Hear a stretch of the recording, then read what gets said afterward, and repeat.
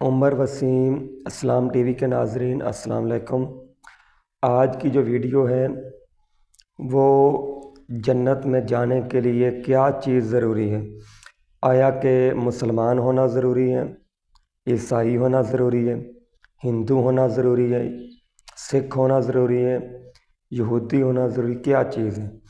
اور دوسری بات یہ، کیا جنت میں مسلمان جائیں گے، یہودی جائیں گے، عیسائی جائیں گے، کون جائے گا؟ ہر فرقہ، ہر مذہب، ہر دھرم اپنا پرچار کرتا ہے۔ مسلمان کہتے ہیں ہم جنت میں جائیں گے، عیسائی کہتے ہیں ہم جنت میں جائیں گے، یہودی کہتے ہیں ہم جنت میں جائیں گے، اور اسی کے ساتھ ہی ہندو کہتے ہیں ہم جنت میں جائیں گے۔ یہودیوں کی مقدس کتاب تورات ہے، عیسائیوں کی مقدس کتاب انجیل ہے، مسلمانوں کی مقدس کتاب قرآن مجید ہے، اور ہندوؤں کی مقدس کتاب وید ہے، اور سکھوں کی گرو گرنتھ ہے۔ تو ان سب چیزوں میں خدا کا جو تصور ہے، اللہ کا جو تصور ہے، گاڈ کا تصور ہے، اور جو بھگوان کا تصور سب میں ایک ہے۔ حضرت عیسیٰ کے ماننے والے بھی یہی کہتے ہیں کہ اللہ ایک ہے، ہندوؤں کے ماننے والے بھی کہتے ہیں کہ اللہ ایک ہے، اور جس کے علاوہ یہودیوں کے ماننے والے بھی کہتے ہیں اللہ ایک ہے،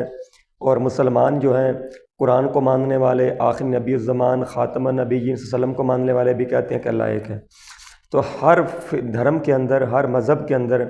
ایک بات ضرور موجود ہے کہ اللہ ایک ہے، لیکن مسئلہ جو بنتا ہے وہ نبی پاک صلی اللہ علیہ وسلم کی نبوت اور رسالت پہ آ کے بنتا ہے۔ اب رہی بات جنت میں جانے کی، اللہ تعالیٰ 30ویں سپارے میں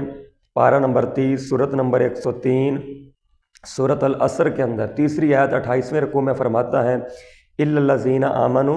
وعملوا الصالحات وتواصوا بالحق وتواصوا بالصبر۔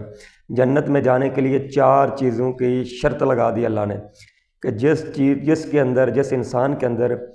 یہ 4 چیزیں موجود ہوں گی وہی جنت میں جائے گا۔ پہلی ہے جی ایمان لانا، الا الذین آمنوا، وہ لوگ جو ایمان لائے، وعملوا الصالحات، اور نیک اور صالح عمل کیے۔ تیسری چیز ہے وتواصوا بالحق،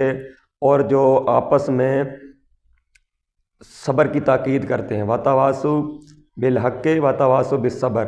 حق کی تلقین کرتے ہیں، صبر کی تاکید کرتے ہیں، آپس میں حق کی تاکید کرنا اور صبر کی تلقین کرنا، یہ جنت میں جانے والے ہیں۔ اللہ تعالیٰ قرآن پاک میں ایک جگہ اور فرماتا ہے لیس البر ان تولوا وجوہکم قبل المشرق وقبل المغرب، کہ نیکی یہی نہیں کہ تم مشرق اور مغرب کو قبلہ بنا لو، بلکہ نیکی تو یہ ہے کہ ایک اللہ پر ایمان لانا، اس کے رسولوں پر ایمان لانا، اس کے فرشتوں پر ایمان لانا، اور اس کی آخرت کے دن، حشر کے دن جو ہے اس پر ایمان لانا، قیامت کے دن پر ایمان لانا۔ اللہ تو اس بات پر دے رہا ہے کہ جو اس چیز پر ہے وہی ہے، اس میں کوئی شرط نہیں لگائی گئی کہ عیسائی جنت میں ہیں، یہودی ہیں، مسلمان ہیں۔ ہر فرقہ، ہر دھرم جو اپنا پرچار کرتا ہے انہوں کے اندر جو باتیں لکھی ہوئی ہیں وہ یہی باتیں ہیں کہ جنت میں جانے کے لیے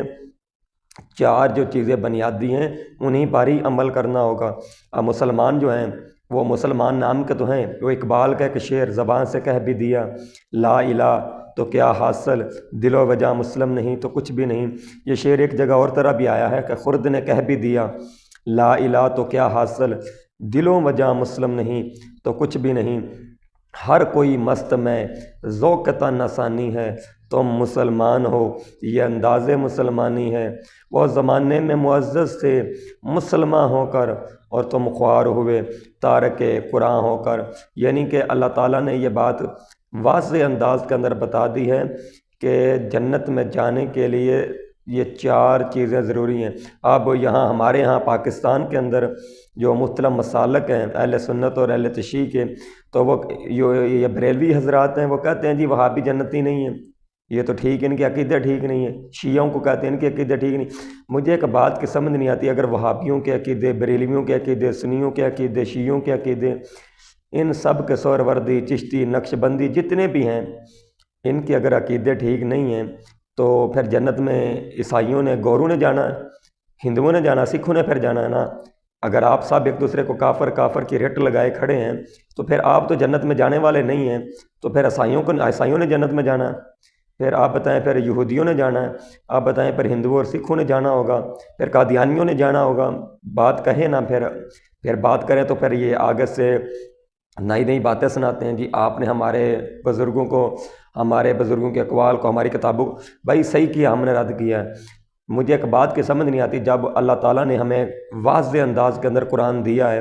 پورا قرآن، الیوم اکملت لکم دینکم، کہ اللہ تعالیٰ نے ہمیں دین مکمل کر کے دیا ہے، اور احادیث کی کتابیں موجود ہیں، قرآن بھی موجود ہے، احادیث نبوی بھی موجود ہیں،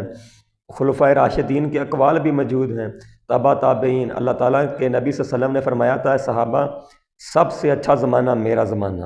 اس کے بعد والا زمانہ میرے صحابہ کا اچھا زمانہ، اس کے بعد والا زمانہ جو ہے وہ تابعین کا زمانہ اچھا، اس کے بعد تبا تابعین، اس کے بعد جو